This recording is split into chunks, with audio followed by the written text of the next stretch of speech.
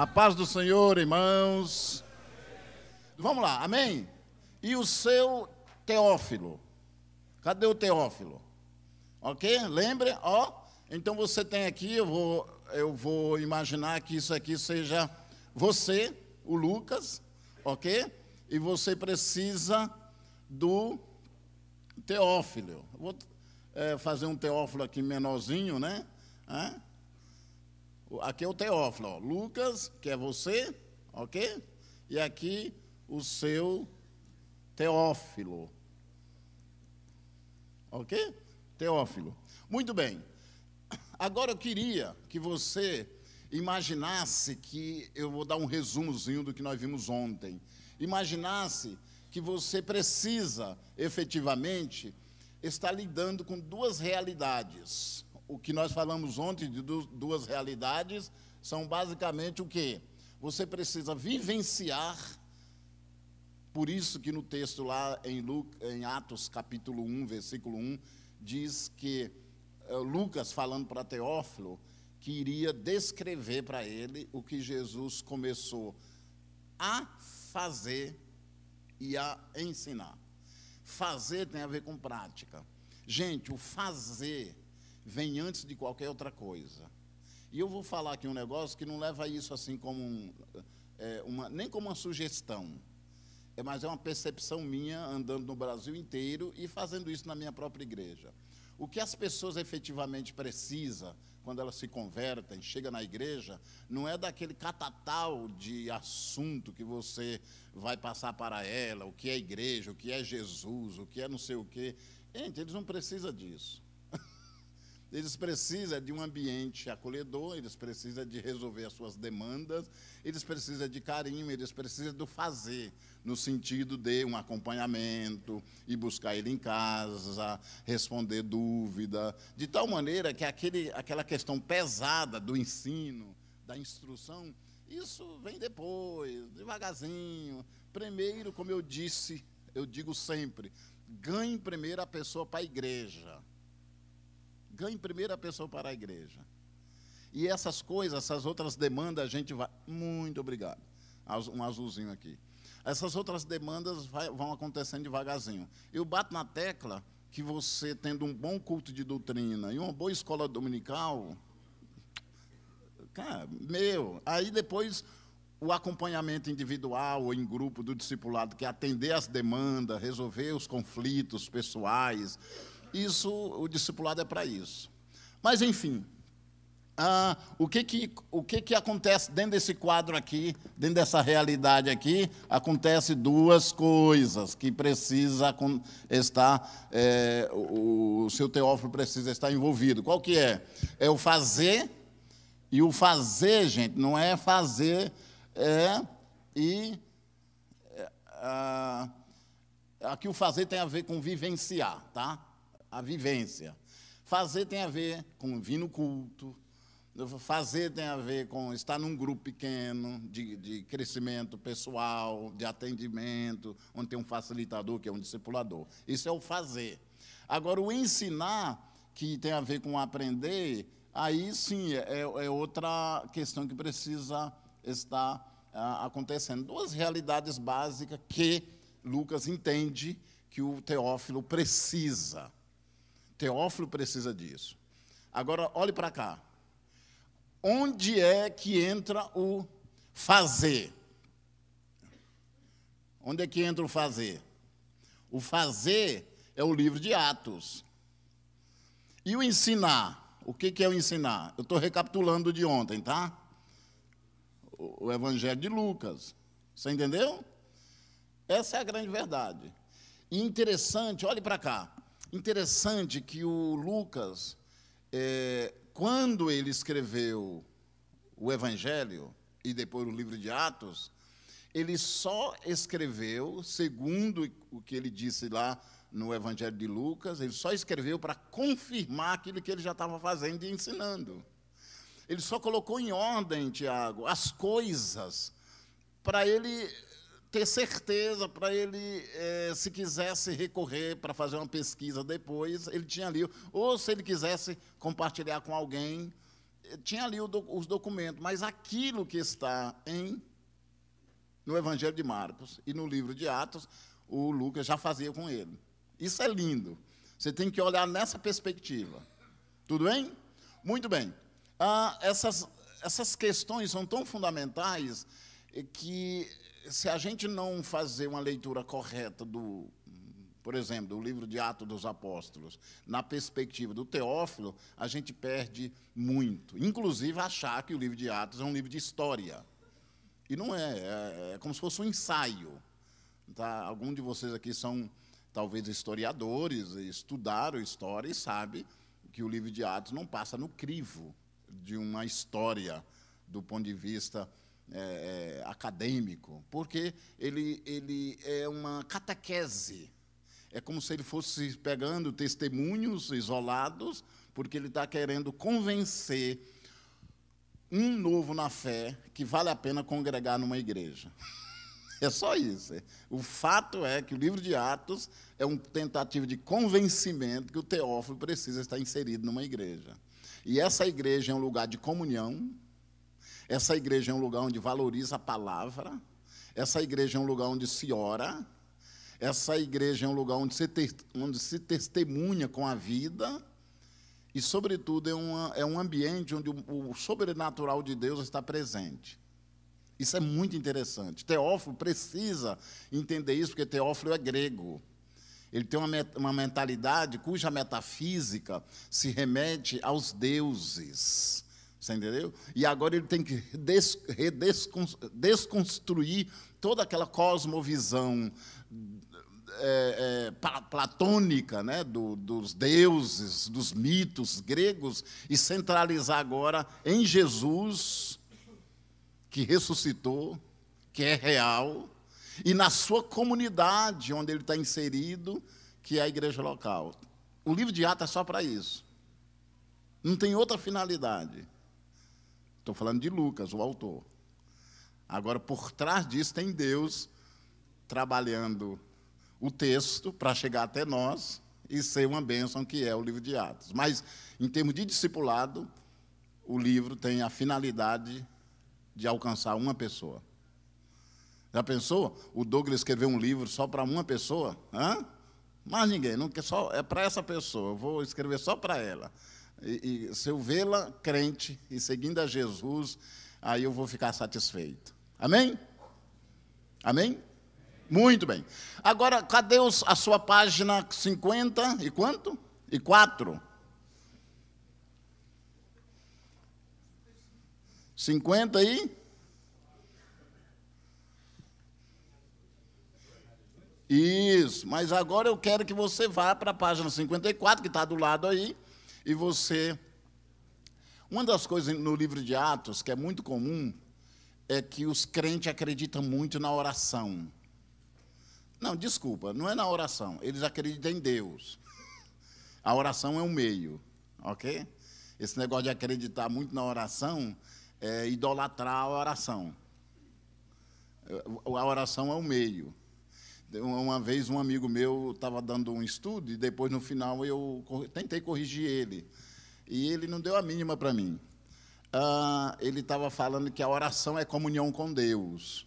E eu, então, falei, não, a oração não é comunhão com Deus. A oração é o meio para a comunhão com Deus. E aí eu estava tentando dizer para ele que existem vários tipos de orações, né? Inclusive a contemplativa, que os pais do deserto, nos primeiros séculos, praticavam, né? E hoje tem um movimento no mundo, e aqui no Brasil mesmo, o Jenny Peterson, Richard Foster, são dessa linha, Ricardo Barbosa, aqui no Brasil também dessa linha, que acredita muito na ideia da contemplação. Mas, enfim, não quero tecer nenhuma crítica, que não tenho o direito de fazer isso. Mas o que eu quero dizer é que existem várias formas, métodos, maneira de se desenvolver uma comunhão com Deus. Os crentes do livro de Atos, eles acreditavam muito no mover sobrenatural de Deus e que isso acontecia pelo viés da oração. Amém? E eu acho que, de modo geral, boa parte de nós não acreditamos nisso. verbalmente, intelectualmente, a gente diz que acredita, mas no estilo de vida a gente nega. A prova é que a gente não ora. E tem na filosofia tem uma, eu digo na filosofia, mas no senso comum, tá? Nessa filosofia mais geral, não na filosofia clássica. Você só valoriza o que pratica e só pratica o que valoriza. Por exemplo, eu não valorizo exercício físico. Eu detesto, meu. De graças a Deus, quando a minha esposa começou a estudar pela manhã, porque aí, se ela não estudasse, eu tinha que andar com ela. Meu Deus, quando ela foi estudar, oh, maravilha de Jesus. Deus me libertou, gente.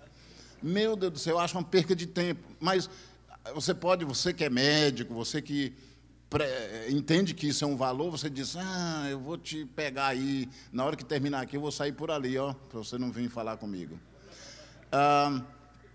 Eu não valorizo, então eu não pratico. Então, se você valorizasse a oração, você oraria. Você entendeu? Que não adianta você falar, você tem que praticar. Se você acreditar que o teu Teófilo vai vir para os braços de Jesus, através das tuas orações, você oraria por ele. E eu vou querer fazer isso com você agora. Abra na página 54 e olhe o teu Teófilo ali. E sabe de uma coisa que eu quero que você faça agora?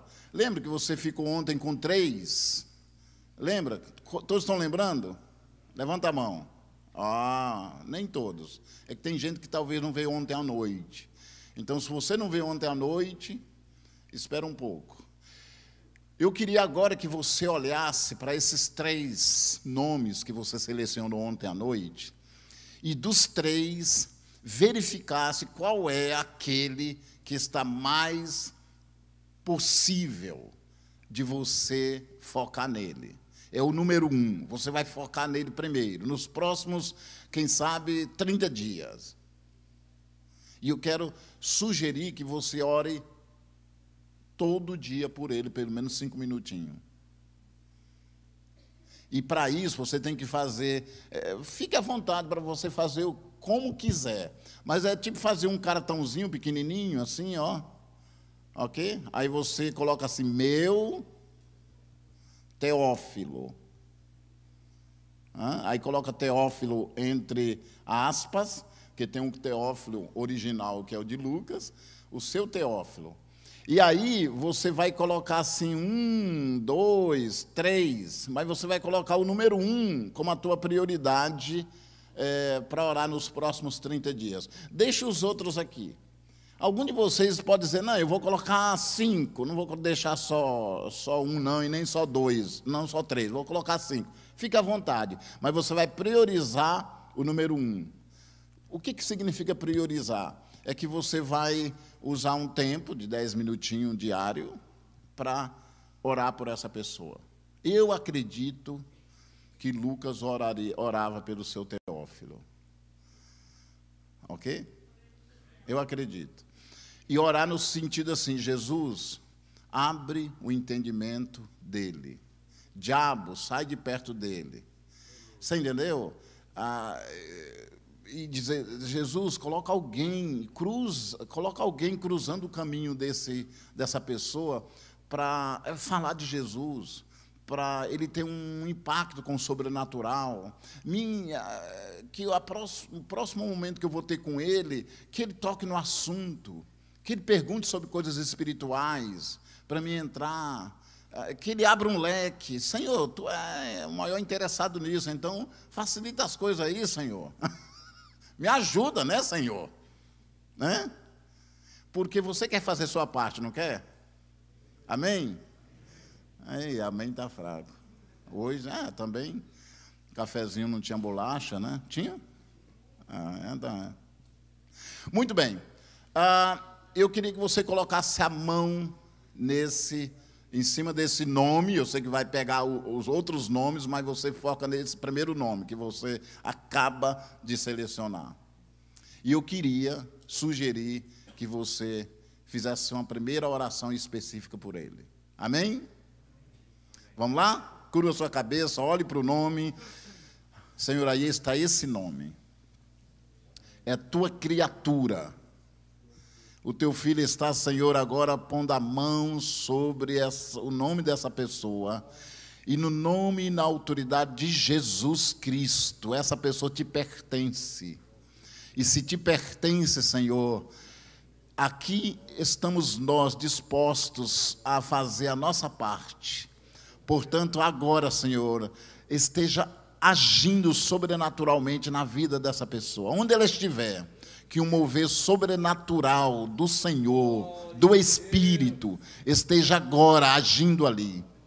E que toda a influência maligna do inferno, da mente, todo pensamento negativo, anticristão, seja desfeito na mente, no coração dessa pessoa, no nome de Jesus. E que ele seja livre. Senhor, providencie meios para ele ter contato com a linguagem do reino, com a palavra de Deus. Senhor, coloque pessoas junto a ele. Senhor, faz ele enxergar o mundo espiritual e a grande necessidade de confessar os seus pecados e te receber como Salvador. No nome de Jesus, nesse momento nós queremos orar assim, e que assim seja, e todo o povo de Deus diga amém. Amém, amém. À tarde a gente faz mais uma, né? Amanhã outra, amém? Você tem que olhar com essa perspectiva. E dentro dessa dimensão, eu queria que você olhasse a página 55 agora, por gentileza. A página 55, você vai observar que ela tem uma palavrinha no título que chama-se ambiente. Achou aí? O ambiente do quê? O ambiente adequado. E eu queria que você observasse que na lição anterior eu já falei sobre os fundamentos do acolhimento bíblico, que foi o livro de Lucas, e o Evangelho de Lucas e o livro de Atos. Depois, na página 53, eu falei da formação de um ambiente acolhedor, mas agora eu vou aprofundar esse sentido, tá? E a primeira coisa que eu chamo a atenção de vocês é para um olhar panorâmico. E esse olhar panorâmico nos remete ao texto de Lucas, de Atos, aliás. Eu queria que vocês observassem lá, no livro de Atos, no capítulo 4. Amém? Vamos lá? No capítulo 4, e o versículo 23 em diante. É muito interessante, daqui a pouco nós vamos, até o 31, né? Daqui a pouco a gente vai desenvolver isso cuidadosamente, mas antes de desenvolver essa perspectiva, eu quero mostrar para você uma situação muito interessante no livro de Atos, e prometo que faço isso em 2 minutos, que é o que está embaixo aí, são 3 textos, embaixo desse item aí que você está vendo, exatamente na folha, o ponto 1, que diz assim: Atos dos Apóstolos expõe o quê? Um projeto prático. Então, a ideia é que o livro de Atos em si é um projeto prático em relação ao nosso amigo Teófilo, ok? Um projeto prático. Agora, presta atenção que existem 3 textos, ok? Qual o primeiro texto? Me ajuda aqui. Ok, então você tem aqui Atos 2, 42 a 47. E o terceiro texto? Atos 4, 32, 37. E o terceiro? Ok. Atos 5, 12 a 16. Por que eu selecionei esses 3 textos? Porque eles são uma espécie de uma síntese. Se você quiser entender o livro de Atos, pelo menos até o aparecimento de Paulo, que é no capítulo 9, especialmente, não, vou dizer assim, até o capítulo 12, porque no capítulo 13, para frente, vai falar só sobre Paulo, e do capítulo 12 para trás, vai falar sobre a igreja local em Jerusalém e as suas expansões para outros lugares, porque foi a partir de Jerusalém que a igreja cresceu, foi para vários lugares. Ok. Mas eu não quero mexer com expansão agora. Amanhã nós vamos trabalhar um pouco em como expandir isso, como fazer o nosso ministério, a nossa igreja local, ganhar outras dimensões e atingir outras regiões e pessoas. Muito bem. Esse texto é muito fácil você entendê-lo, porque se você olhar cuidadosamente, o foco dessa primeira parte aqui é a integração. A linguagem como o texto é colocado, fica absolutamente claro que as pessoas estavam chegando na igreja e elas precisavam de um ambiente integrador. É impressionante o versículo 42, mostrando que a comunidade inteira se dedicava à palavra. E hoje nós temos vários ambientes. A Assembleia de Deus, por exemplo, tem um espaço, 2 espaços, basicamente, que é o encontro com a palavra, que é o culto de doutrina e a escola bíblica. Tá ok? Isso é fantástico. Então, já tem 2 ambientes que têm que ser potencializados, você entendeu? Maximizado, e não ficar criando outras coisas. Já tem. Então, quando as pessoas frequentam esses ambientes, significa que está se dedicando à palavra. E tem a questão da comunhão, tem a questão das orações, etc., coisa e tal. Mas estou dando um exemplo que esse ambiente era um ambiente integrador. A prova disso é quando você chega no versículo 47, você vai observar que a igreja caía na graça de toda a sociedade. Não é isso que diz? Lê aí para nós, por gentileza. Quem poderia ler?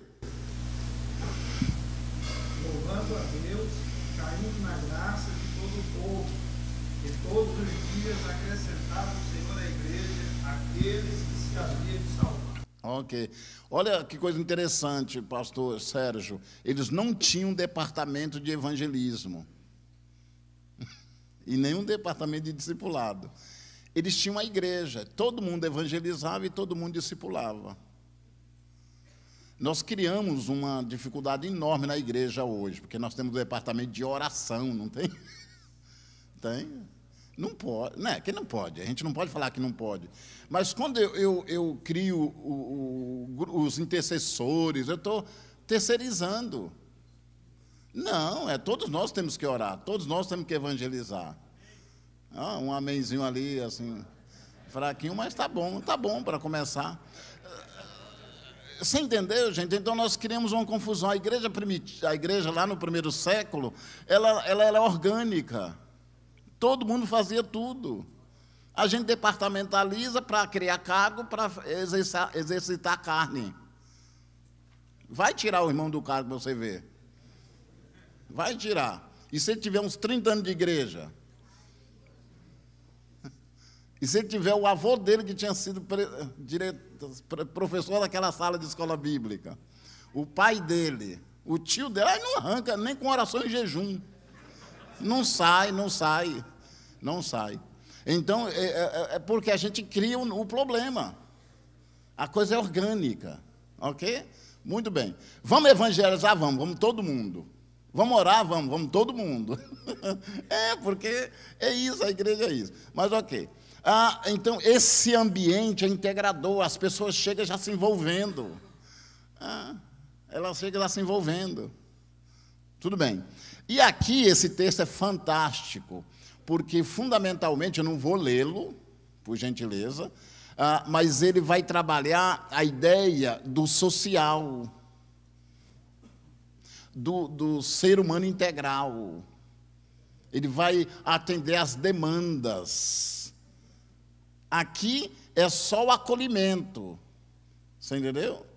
Aqui não, já vamos tratar questões de ordem social, vamos atender o irmão, está desempregado. A gente tem que ter a lista.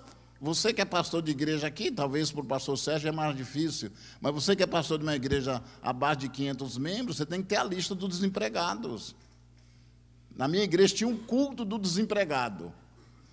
E a gente queria, quanto mais esse culto diminuísse, torcendo para o culto diminuir, torcendo para o culto diminuir, tinha hora que aumentava, aí vem o Fernando Henrique, aumenta, aí vem o Lula, cai, e aí o culto ia balançando. Mas senão, teve uma época que quase o culto acabou. E a gente torcendo para acabar, porque era o culto só para o desempregado. Só o pastor que dirigiu o culto que tinha emprego. Oh, meu Deus do céu. Mas ganhava um salário também pequeno. Amém? Vocês não acreditam. Um pastor desempregado estava dirigindo o culto uma época. Estava sem emprego, então você vai dirigir o culto. Ok. É difícil a vida, né? Penso que é fácil.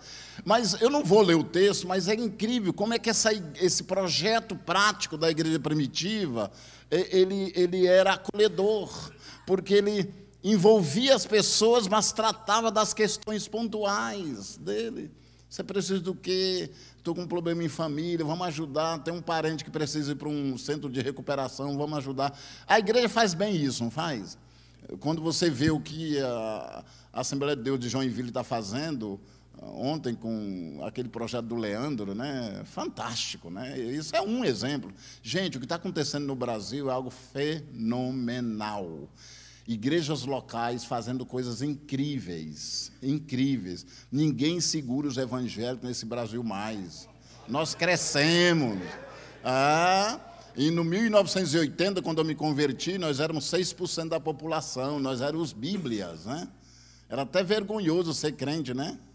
O Tiago não era nem nascido. E aí aconteceu o quê? Veio 1990, o outro censo, aí nós fomos para 9% da população. Aí veio 2000, nós fomos para 15% da população. Aí o pessoal já começou a ficar esperto. Aí veio 2010. 2010 nós fomos para 22,2% da população. Aí a Globo, todo esse pessoal começou a ficar esperto com a gente, né? Ficou ficar esperto e tal. E agora que ele fica esperto, porque agora nós chegamos arrebentando a boca do balão. Porque vai sair o censo agora em 2020 e todos os meios de comunicação já estão dizendo, porque ele já tem mais ou menos os dados, que vão chegar a 30% da população. São mais de 60 milhões. 60 milhões. E a projeção do IBGE para 2030, nós vamos chegar a 42% da população. Gente, está acontecendo coisas incríveis, vocês nem acreditam, nem acreditam. Cidadezinha, vamos por Arapongas, lá no Paraná, uma cidade pequena. Eu conheço todas as igrejas, porque eu assessoro quase todos eles. Gente, tem coisas incríveis. Estão tomando conta da cidade, tomando conta, conspirando. O diabo faz isso muito bem. Eles aparelharam no Brasil a educação, tá? Aparelharam tudo, está tudo aparelhado, a educação, a imprensa, está tudo aparelhado. Agora mesmo, há 20 dias atrás, foi eleito o CFP, que é o Conselho Federal de Psicologia. A chapa de direita tirou só 5 mil votos. A chapa tirou 101 mil. Você entendeu? Que são os progressistas, anticristãos, etc., coisa e tal. Então, está tudo aparelhado. A imprensa, pode ver um grupo debatendo um assunto, pode ver que eles combinam tudo. Ninguém diverge. Eles estão tudo alinhadinho. Só que nós estamos comendo pirão pelas beiradas. O negócio agora... Na igreja primitiva foi assim também. Começaram ali um grupinho chamado de hereges e tal, e começaram a prender, bater e tal, e chegou no 4º século, a gente forçou Constantino a se aderir. Constantino foi forçado. Ele disse, ninguém segura essa raça. Eles tomaram conta do império. Tomaram conta. Você estuda história, você sabe disso. Você entendeu? Por quê? Porque essa força integradora, essa parte social. E aqui o foco, o que é? O foco aqui é no sobrenatural. Sobrenatural. É impressionante. Só que o sobrenatural está presente aqui também, tá? Aqui está presente e aqui está presente. Aqui, Esdra, é a força, é a expressão, é o foco. Então, se você olhar, Lucas é um rapaz muito inteligente. Gente, os autores da Bíblia, eles eram pedagogicamente muito bem estruturados. E eles montaram um texto com estrutura muito clara. Estrutura muito clara. Por exemplo, quando Lucas vai falar de expansão, ele fala sempre, em cada capítulo, ele dá um versículo sobre expansão. Ok? Ele tem um versículozinho que ele vai falar sobre a expansão. Então, ele é muito estruturado, ele sabe o que está fazendo. Mas, enfim, esse é o projeto deles, integrar, atender socialmente e o mover de Deus sobrenatural, curando, libertando. Eles eram muito bons nisso, pastor Sérgio. Muito bons, muito bom. E tem uma coisa muito interessante, que toda vez, Douglas, que fala sobre a ação sobrenatural de Deus, diz que é pela mão dos apóstolos. O que quer dizer isso? É na autoridade apostólica, aquelas pessoas que Deus deu autoridade. Não quer dizer que tudo vai acontecer através dele, mas sobre a bênção dele. Você entendeu? Então, tem gente que diz assim, não, eu vou andar do meu jeito, o meu negócio é com Jesus. Não, o teu negócio não é com Jesus, não. O teu negócio é com o teu líder. Você entendeu? Você não é autônomo. Jesus não te autorizou, o homem de Deus colocou sobre você. Eu sei que você está aí. Deixa para lá. Vamos lá, vamos em frente. Quantos podem dizer amém? Amém. Até que horas? Vê aí para mim. Muito bem, agora vamos entrar no nosso texto, propriamente dito. Ponto 3. Ponto 3. Veja, por exemplo, a pauta de o quê? De uma reunião. Essa pauta da reunião, vocês agora vão para o capítulo 4, versículo 23 a 31. Eu vou mostrar para vocês como é que era a pauta de uma célula, ou de um grupo pequeno, ou de uma sala de escola bíblica, ou de um culto. A pauta, o que funcionava? Como deve ser o ambiente onde o Teófilo tem que se integrar? É um exemplo para vocês entenderem o livro de Atos. O livro de Atos tem essa cara. Vamos lá? Então, olha aí, por gentileza, abrindo no capítulo 4, versículo 23 a 31. Vamos lá. Qual a primeira coisa que tem que acontecer? No versículo 23. Olha que coisa interessante. Olha o que diz a palavra de Deus. Uma vez soltos, e essa palavra nos remete ao capítulo 3. Porque o capítulo 3, você não entende o capítulo 4 e o capítulo 5 sem o pano de fundo do capítulo 3. Porque o capítulo 3 é aquela cena de Pedro e João no templo, cura do paralítico, e aqui desemboca, acontece por conta daquilo, a prisão, e daí é que vem o capítulo 4, o capítulo 5 e assim por diante. Então, uma vez soltos, Pedro e João procuraram os irmãos e lhes contaram. Na minha Bíblia eu sublinhei essa palavra, contaram. Tudo o que os principais sacerdotes e os anciões lhe tinham falado. Agora, olha a primeira frase do versículo 24, qual que é? As primeiras duas palavras. Ouvindo isto, unânimes. Quer dizer, eles ouviram isto, vírgula. Agora eles vão para a ação. Então, qual é a primeira coisa que você precisa para criar um ambiente que tenha condições de acolher um Teófilo? Porque o Teófilo, gente, ele vem de uma cultura que não tem relação nenhuma com a vida da igreja. Então, ele precisa entender essa cosmovisão. Ele precisa entender. E nós que estamos do lado de cá, nós que estamos na igreja, precisamos ser criativos. Precisamos do mínimo de inteligência, porque tem inteligência, a gente só precisa exercitar, não é verdade? E eu chamo isso de leitura da realidade. Onde a sua igreja está inserida? O ambiente. Você tem os dados de toda a realidade das pessoas. Você sabe quantos comércios tem, você sabe o que vende ali, você sabe quantas lojas estão precisando de funcionário. E as lojas precisando de funcionário e na sua igreja desempregado. Então é você que não está funcionando.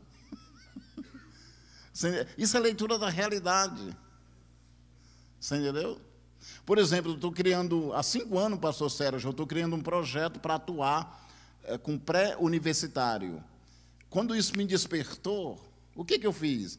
Eu peguei, me inscrevi na Federal, fui fazer matérias avulsas, sentar lá na sala de aula, passei 3 anos sentado lá, uma vez por semana. Desperdício? Não, aquilo foi meu campo de ação. Aí eu fazia um pouco lá, fazia um pouco na PUC, e ainda hoje eu faço parte desses movimentos, estou em grupos, porque eu não estou lá para ensinar ninguém, eu estou lá para fazer leitura. Eu estou vivendo em 2019, vocês sabiam? O mundo mudou. Agora é o Papa Francisco. O presidente é o Bolsonaro. Mudou, gente. Não é mais o Figueiredo, Sarney. Você entendeu? Você entendeu? Mudou. A maneira do mundo ser apresentado, quem dá o tom da fala é Bauman. Você entendeu? Você entendeu? É ele que está dizendo que o mundo é líquido. Você entendeu? E é isso mesmo. Então, para entender essa sua realidade, você precisa de dados. A igreja precisa saber o que está rolando. Quem vai contar? Quem vai atrás? Eu estava pastor ali na Água Verde, e a Débora disse, eu não tenho função nenhuma nessa equipe. Eu digo, você tem sim. Faça todo o levantamento social da Água Verde. A Água Verde é um bairro lá em Curitiba. Gente, ela trouxe as informações que determinou toda a nossa ação na área ali, no raio de 2 quilômetros da igreja. Nós medimos 2 quilômetros para o norte, 2 quilômetros para o sul, 2 quilômetros para o leste, e assim nós implantamos uma ação. Tinha um camarada lá na rua de trás que vendia frango assado. Eu cheguei lá com alguém e perguntei, quantos frangos você vende? Ele disse, vendo aqui no domingo uns 20. Eu digo, você quer vender 50? Lógico, eu digo, então divulga aí meus cursos da igreja. Se você divulgar, eu mando o pessoal aqui para comprar o teu frango. Aí eu também tinha que comer frango agora todo domingo. Porque eu tinha que ir lá, Você entendeu? Aí eu comecei uma turma, pastor Sérgio, com 7 alunos. Quando eu entreguei, depois de 1 ano e meio, tinha 250. Não na classe, eu tinha 20 cursos diferentes, tinha curso até de mitologia. Mas o que mitologia está amarrado, sai dele? Não, o cara interessado vem e a gente vai desconstruir o pensamento mitológico grego. Dizer, isso é uma babaquice. Isso não existe, está vendo? Aí coloca os dados para lá, o número para cá, toma emprestado as regras de Newton, de Einstein, e joga para lá, para cá e diz assim, o negócio é Jesus que resolve esse negócio, rapaz. Pronto. O cara caiu, entrou na sala, a gente tranca a porta, só sai depois de 8 sessões. Você entendeu? E tinha um desses cursos que era não sei o que da beleza. Rapaz, aí enchia, todo mundo queria ser bonito. Meu Deus do céu, só gente feio. Eu ia lá, olhava assim, eu digo, nem vou entrar aqui. Deus me livre. E aí o professor, gente, ele era muito bom. Ele ia falando sobre como deve se tratar, não sei o quê. E aí ele falava, mas a maior beleza é a interior. E é isso que Jesus pode fazer no seu coração. Você entendeu? Aí todo aquele pessoal não crente que vinha para a igreja fazer o curso de beleza, ganhava, lógico, algumas coisas ali, mas saía evangelizado. Cada formatura nós tínhamos em média, de 4 em 4 meses, tínhamos em média 200 pessoas se formando. Você entendeu? Leitura da realidade. Você precisa fazer isso. Você entendeu? Tem um médico na igreja, chama ele. Eu quero te discipular, rapaz. Mas, como assim? Não, eu quero discipular. Eu gosto de você. Mas não, é que você não gosta dele. Você quer que ele ganhe outras pessoas da área dele. Porque ele pode te fornecer dados da área médica, de como pensa, de como se conduz, como é que eles se encontram, que hora pode montar um grupo de discipulado só com médico, só com empregada doméstica, só com maranhense. Aí tem que ter farinha, para o maranhense tem que ter farinha, né? Carne assada. Se quiser me convidar, eu vou para o teu grupo. Vocês entenderam? Mais ou menos, né?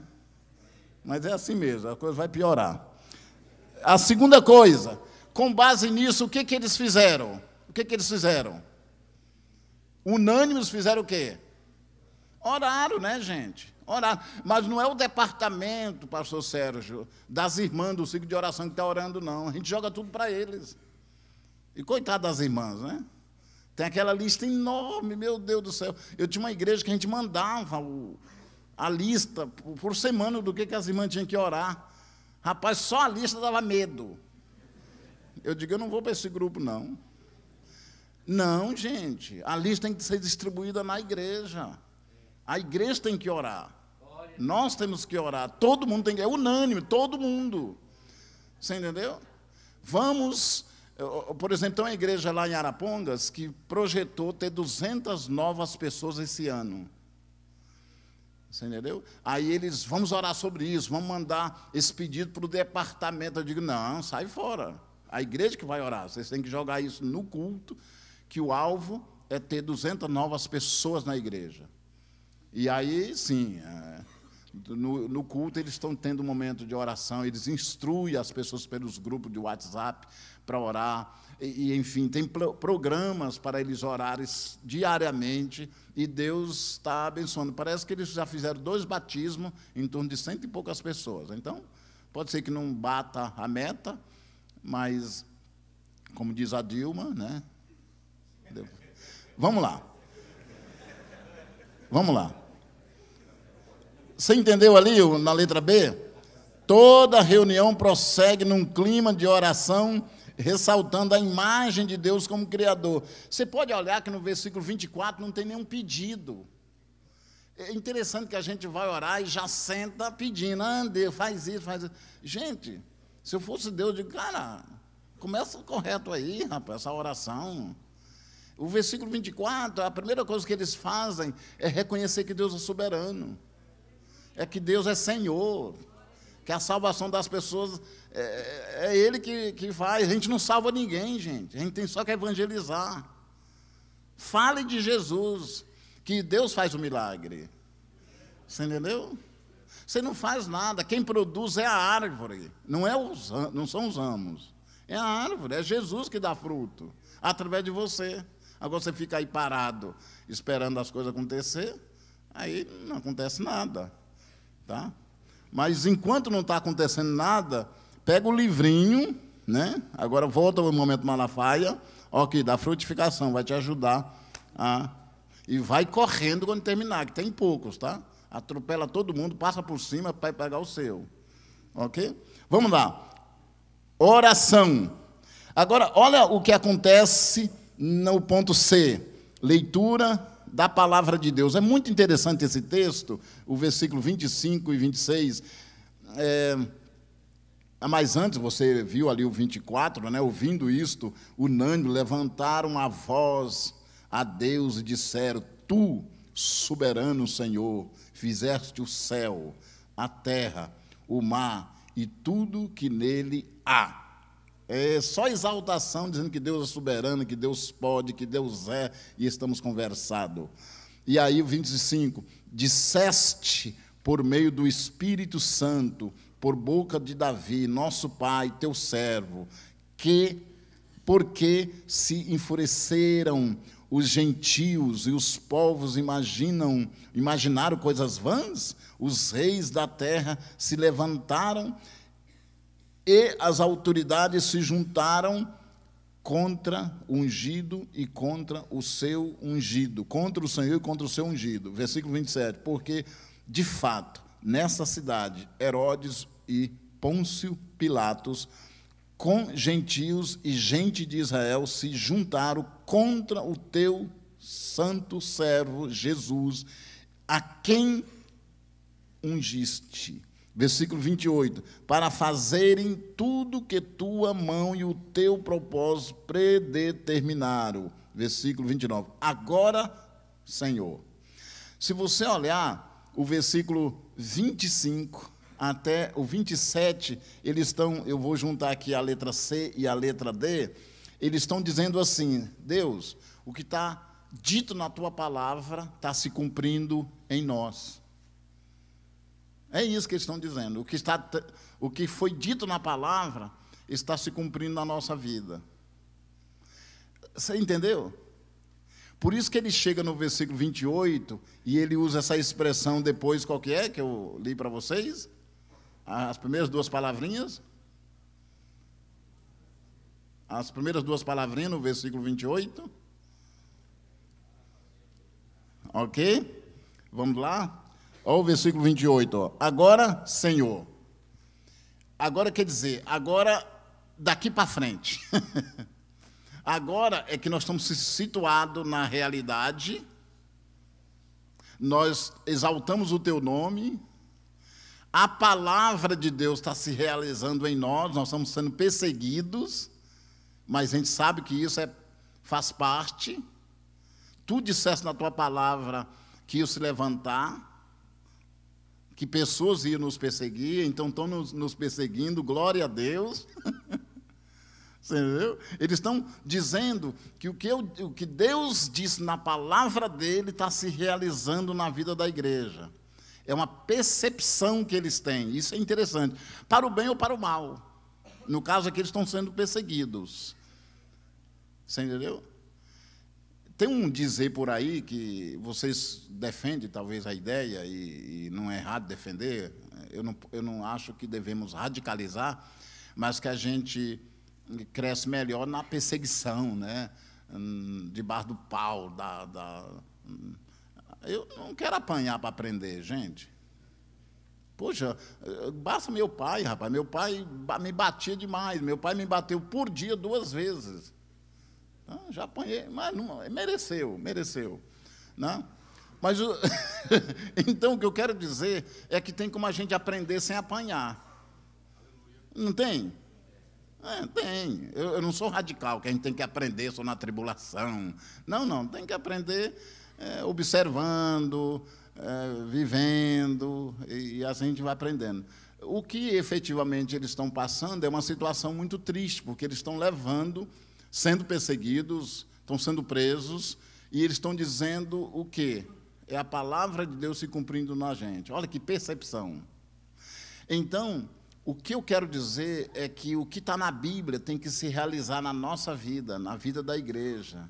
Pessoas sendo salvas, milagres acontecendo, você entendeu?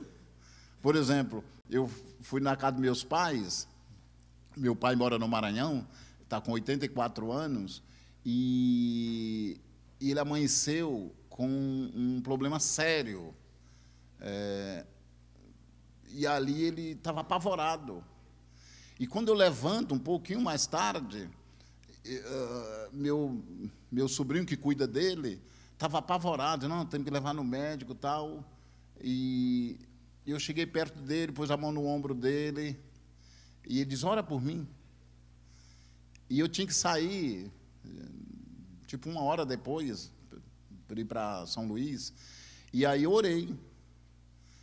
E eu lembro que eu orei, na minha cabeça, pastor Sérgio, o que estava acontecendo com ele ali fazia parte de um problema que o médico já tinha previsto, que ele ia ser acometido em algum momento pelo Alzheimer. Mas ali eu orei, e aí eu estava em São Luís, minha irmã ligou, disse, só parou. Eu digo, mas aí eu, com pouca fé, eu digo, mas vai voltar. Ó, que absurdo, né? Porque não é eu que faço, é Jesus que faz. Eu louvo a Deus porque Deus não baseia em mim para fazer as coisas. É no poder dele. No poder dele, eu oro pela fé. Eu oro pela fé, mas quem faz é ele. Rapaz, e pronto. Eu fiquei tão contente de que é a palavra se cumprindo. Então, nós temos que ter coragem, falar de Jesus, acompanhar a pessoa, acreditando que mudança vai acontecer na vida deles. Você não faz milagre, você tem que só fazer só a sua parte, Lucas. Cuidar do seu Teófilo. Amém? Muito bem, nós estamos aqui partindo já para o final e eu quero então colocar as últimas duas coisas que acontecem no texto. Nós lemos até o 27 e olha que coisa curiosa, como está ali no 20, tem o 27, o 28 inteiro, né, que eu não li. Agora, Senhor, olha para as ameaças deles e concede aos teus servos que anunciem a tua palavra com toda a ousadia. Amém? Amém? Amém. Muito bem. E agora, presta atenção no versículo 30 e 31. Olha que coisa interessante. O 29 e 30, eles estão juntos, mas olha o que diz o 30 agora. Enquanto estendes a tua mão para fazer curas, sinais e prodígios por meio do nome do teu santo servo, tendo eles orado, vê o quê? Você entendeu? Você não quer um moverzinho assim? Quais são os maiores moveres que você pode experimentar no discipulado, você como Lucas com teu Teófilo? É ele demonstrando que está sendo salvo por Jesus, demonstrando sinais de que ele está se convertendo. Gente, isso é fantástico. É fantástico. Vou contar só um caso aqui rapidamente. Nós estávamos levando alguém para a igreja e ia lá, às vezes ele ia, às vezes ele não ia, e ele era muito crítico.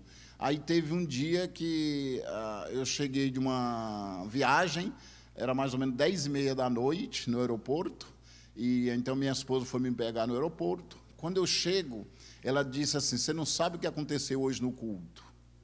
Eu falei, o quê? O fulano foi na frente com envelope de dízimo. Gente, eu saltei dessa altura. Pronto, se converteu. Para mim, ele ir na frente, dar o dízimo, ele já estava indo na igreja. Mas, para mim, precisava daquele sinal. Porque destravou.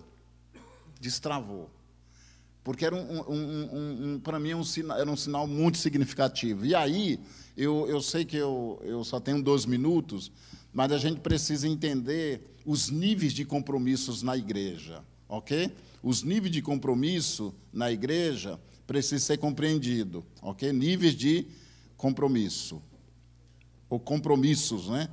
Muito bem. Então, você tem as pessoas que vêm no culto. Essas pessoas estão compromissadas, né, gente? Não estão? É que a gente acha que as pessoas que têm compromisso é só aquelas que exercem função, um cargo. E não é. O camarada que vem no culto, ele já tem um nível de compromisso. Não é o mais alto, mas já tem.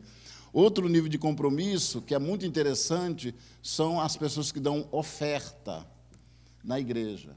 Eu fiz um levantamento na minha igreja durante um mês, pastor Sérgio, e lá as ofertas são dadas na frente. Tem os locais, as pessoas vêm, tem que levantar e vir. Então, é fácil contar. Então, eu contei quantas pessoas tinha no culto durante um mês e quantas vinham na frente. Deu um total de 65% de pessoas ofertantes. Gente, isso é outro nível, porque o cara vir no culto, necessariamente ele não vai dar oferta. Então, quando ele dá oferta, significa que ele tem um nível de compromisso maior. Aí vem o outro nível de compromisso, que são os dizimistas, as pessoas que dizimam. Okay? E tem igrejas que estão pegando um sistema de envelope, um envelope só para oferta, e um envelope vermelho para oferta e um azulzinho para o dízimo, que aí fica fácil contar. É uma maneira de fazer uma pesquisa e etc. E aí, tem o quarto, que são as pessoas que exercem função, que tem um cargo, que lidera um departamento, faz um professor de escola bíblica, etc. Talvez amanhã eu vou falar um pouco mais sobre isso, e por isso que eu dei essa entradinha aqui para vocês. E tem uma igreja de um amigo meu, muito interessante, porque ele tem 2.000 membros, e ele fez um levantamento durante um mês, e ele percebeu que só em média 600 pessoas que ofertam. Ele ficou triste, Tiago, porque é um percentual muito baixo, mas, ao mesmo tempo, alegre, porque ele pode explorar esse campo da oferta na igreja. Então, ele vai trazer uma pessoa para falar só sobre a oferta, de 3 em 3 meses, durante um ano, para reforçar isso. Você entendeu? Então, isso é uma estratégia. Mas não é disso que nós queremos falar. Eu só entrei aqui para dar uma introduçãozinha para a nossa caminhada amanhã, na nossa última palestra. E terminando aqui, a letra E e a letra F, eu já falei sobre isso, que é o versículo 31, tendo eles orado, pode ver que eles oraram de novo. Eles oraram no versículo 24 e oraram agora, não é verdade? Não, é a mesma oração. Tendo eles orado, tremeu o lugar onde estavam reunidos, todos ficaram cheios do Espírito Santo e com ousadia fizeram o quê? Foram atrás do Teófilo. É isso. Então, esse é o ambiente. Não é fantástico isso? Amanhã nós vamos estar olhando, porque a página seguinte, basicamente, é aquilo que já foi falado, eu já resumi bem no comecinho tudo. Amanhã nós vamos falar do nosso último ponto, que está na página 50, olhe lá, por favor, e eu queria que você já sublinhasse a palavrinha processo. Amanhã nós vamos falar do processo de como você deve trabalhar com o seu Teófilo. Eu vou dar algumas dicas, eu tenho uma série de orientações aqui para você, não perca. Amém? Amém? Muito bem. Posso orar por você? Amém? Deu para entender? Graças a Deus. Que Deus abençoe vocês nesse dia e que esse tempo seja valioso para refletir sobre esses assuntos. Pai, em nome de Jesus, quero te agradecer por esse momento especial. Quero te agradecer, Senhor, pelo privilégio de nós refletirmos sobre esse assunto tão vital, tão interessante, tão presente e tão real na nossa vida. Porque, Senhor, como diz a Tua palavra, e essa experiência de Lucas, na condução de levar o Teófilo a ser um cristão firme, um cristão produtivo, ele vai, Senhor, mexendo com todas as questões necessárias e indispensáveis para torná-lo um cristão fiel ao Senhor. Por isso, nos ajude também a levar em frente a nossa jornada com o nosso Teófilo, ou os nossos Teófilos, que precisam de orientação, que precisam de um ambiente adequado e que precisam, sobretudo, experimentar a realidade da oração, de uma igreja que ora e de, sobretudo, também um mover sobrenatural do Senhor.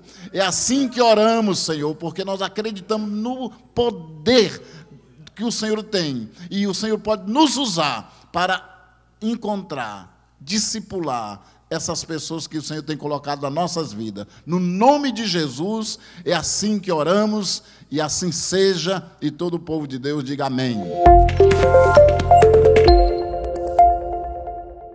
Você que ficou até agora conosco, eu quero agradecer e dizer para você aproveitar para se inscrever no nosso canal. Também ative o sininho para receber as notificações e compartilhe esse conteúdo, que eu tenho certeza que vai abençoar a vida de alguém. Um forte abraço, na paz do Senhor.